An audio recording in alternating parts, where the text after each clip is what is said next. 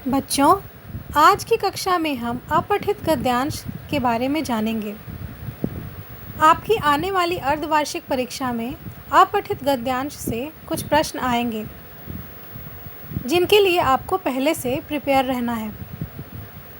ये अपठित गद्यांश क्या होते हैं और उनसे किस तरह के प्रश्न आएंगे, इसकी चर्चा आज हम इस कक्षा में करने वाले हैं।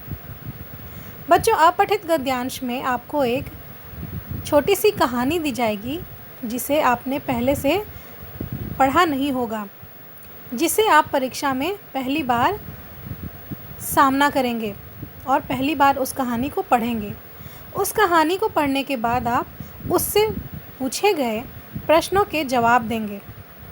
यह प्रश्न किसी भी रूप में हो सकते हैं, अर्थात वे खाली स्थान, सही या गलत एवं प्रश्न उत्तर के रूप में भी हो सकते हैं।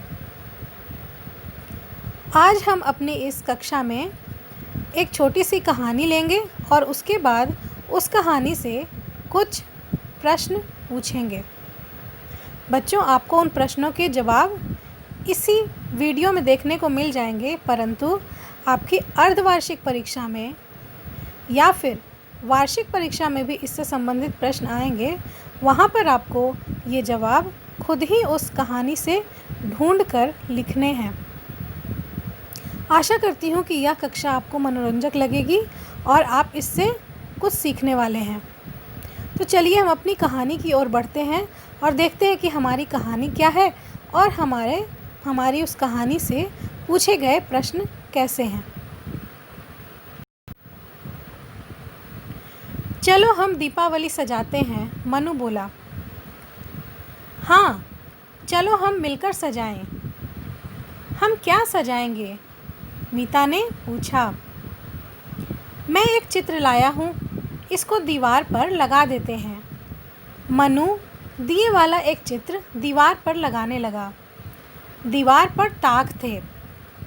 ताक यानी अलमारी, रैक। माँ ने ताक में दिए रख दिए। फिर माँ ने फर्श पर एक रंगोली बना दी। कितने सुंदर लग रहे हैं, मीता ने अपने दोनों हाथ कमर पर रखते हुए सोचा। बाबा ने दरवाजे पर कुछ सितारे वाले तोरण लगा दिए थे। देखो देखो, वे फुलझड़ियों जैसे लग रहे हैं, मीता ने कहा।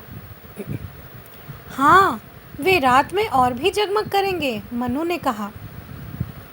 क्या मैं सीढ़ियों पर दिए सजा दूं?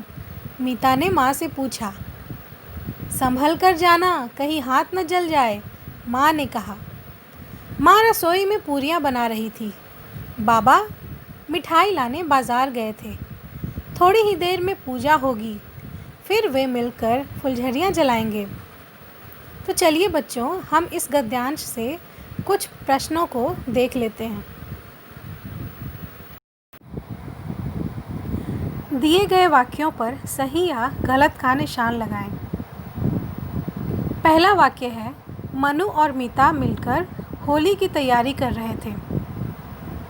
बच्चों, जैसा कि ऊपर दिए गए गद्यांश में यह बताया गया है कि बच्चे दीपावली की तैयारी कर रहे थे, तो यहाँ पर यह वाक्य गलत हो जाएगा, इसलिए हम यहाँ पर क्रॉस का निशान लगाएंगे।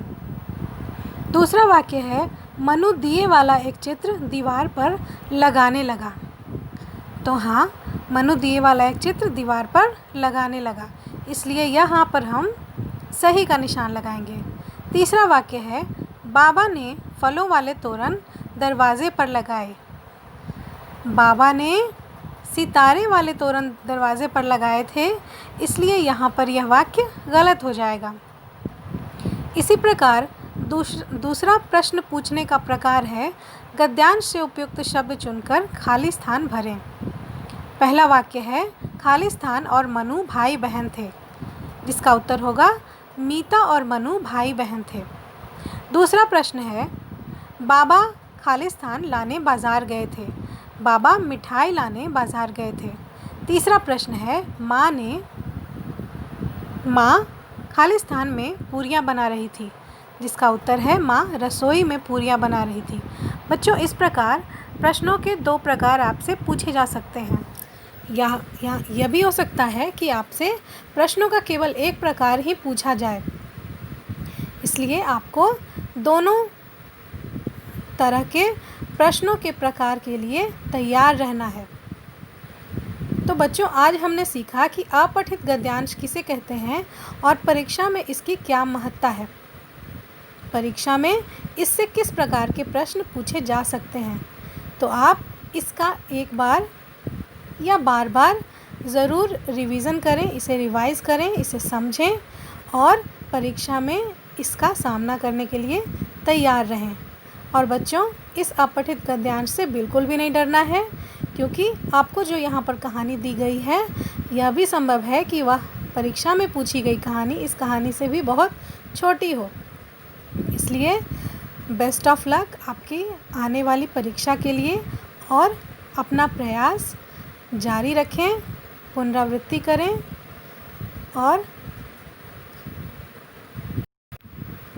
अर्धवार्षिक परीक्षा के लिए दिए गए पाठ्यक्रम को ध्यान में रखकर पढ़ाई करें। आज के लिए बस इतना ही। धन्यवाद बच्चों।